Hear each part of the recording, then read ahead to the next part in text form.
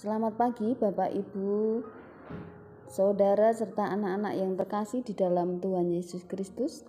Selamat berjumpa lagi dalam Renungan Satu Hati, Sapaan Tuhan tiap pagi pada hari ini Selasa 4 Januari 2022. Bahan renungan pada pagi hari ini diambil dari Efesus 6 ayat 18 sampai 19 dengan tema pengharapan dalam doa. Sebelum kita mendengarkan firman Tuhan, baiklah pada pagi hari ini kita buka dulu dengan berdoa. Tuhan yang Maha Kasih, Tuhan yang kami kenal di dalam Tuhan Yesus Kristus, sungguh kami bersuka cita, bersyukur pada pagi hari ini Tuhan, karena Engkau telah sertai kami dalam istirahat kami semalam, sehingga bisa bangun dengan badan yang sehat dan segar. Dan biarlah sebelum kami menjalani aktivitas kami pada hari ini, Engkau berkati, Engkau lindungi kami. Biarlah aktivitas kami pada pagi hari ini dapat berjalan baik dan lancar. Dan apapun yang kami kerjakan, Engkau berkati, Engkau beri rezeki pada hari ini untuk kebutuhan kami dalam berkeluarga. Doa ini kami panjatkan di dalam nama Tuhan Yesus Kristus. Amin. Bapak, Ibu, Saudara, serta anak-anak yang terkasih di dalam Tuhan Yesus Kristus, tema kita yaitu pengharapan dalam doa. Dan nats yang kita baca pada hari ini adalah Efesus 6 ayat 10-20. Namun sebagai ayat yang akan dibacakan oleh Dek Gesia hari ini dari Efesus 6 ayat 18 sampai 19. Silahkan Dek Gesia untuk membacakan. Bacaan firman Tuhan pagi ini terambil dari Efesus 6 ayat 18 sampai 19 yang demikian. Dalam segala doa dan permohonan, berdoalah setiap waktu di jalan roh dan berjaga-jagalah di dalam doamu itu dengan permohonan yang tak putus-putusnya untuk segala orang kudus. Juga aku, supaya kepadaku, jika aku membuka mulutku, dikaruniakan perkataan yang benar, agar dengan keberanian aku memberitakan rahasia Injil. Demikian firman Tuhan. Terima kasih Dek Gesia karena sudah membacakan ayat pada hari ini. Tuhan memberkati. Nah, Bapak, Ibu, serta saudara yang terkasih, dalam kehidupan kita itu diliputi dengan aneka tantangan dan juga hal-hal yang tidak pasti. Akibatnya banyak orang tidak berani untuk hidup di dalam pengharapan.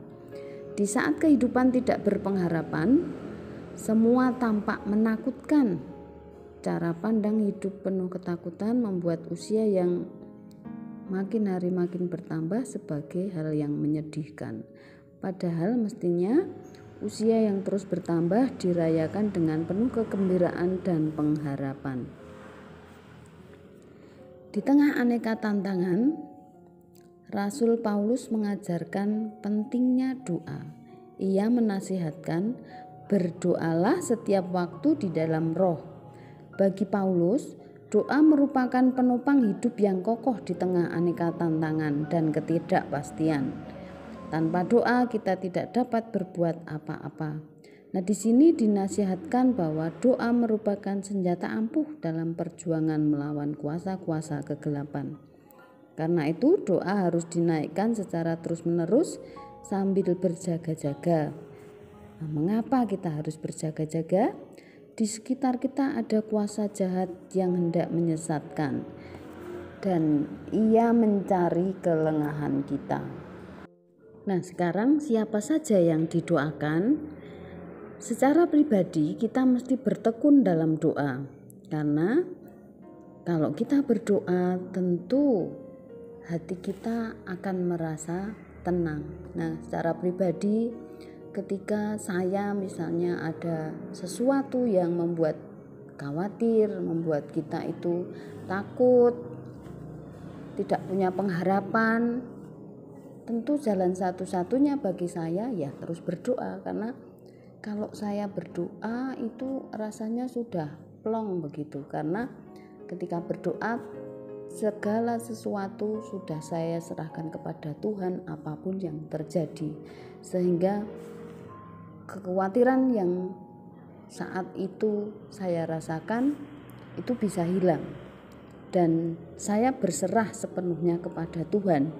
Apapun yang menjadi rencana Tuhan itu yang kita lakukan. Nah, ketekunan berdoa juga dilakukan dengan mendoakan sesama kita. Sesama umat Allah mesti saling mendoakan. Dengan saling mendoakan, semua orang yang percaya kepada Tuhan Yesus menjadi paguyuban yang saling meneguhkan satu sama lain. Contohnya ketika kita mengadakan persekutuan doa dengan wilayah kita masing-masing misalnya nih. Nah, ketika di dalam persekutuan itu kita bertemu dengan saudara-saudara kita, tentu ada hal-hal yang membuat kita menjadi lebih baik. Apanya yang baik? Misalnya nih, dari rumah kita punya sesuatu yang membuat hati kita tidak nyaman, kita perlu solusi karena ada masalah dengan keluarga ataupun saudara ataupun teman. Nah, ketika kita bertemu dalam persekutuan doa itu, kita bertemu menjadikan hati kita itu gembira. Kadang orang lain juga punya masalah, dan itu lewat ngobrol-ngobrol, oh ternyata ada solusi, bahwa yang mengalami masalah itu tidak hanya kita sendiri misalnya. Nah, melalui persekutuan doa itu kemudian dikuatkan satu sama lain, saling mendoakan, jemaat A mendoakan jemaat B, sehingga dari persekutuan doa itu hati kita menjadi semakin kuat ketika menjalani hari-hari ke depannya. Dan itu tentu jemaat yang satu dengan yang lain menjadikan hubungannya juga semakin akrab. Nah, sehingga tentunya dengan berdoa ini satu sama lain, jemaat yang didoakan juga hatinya merasa senang.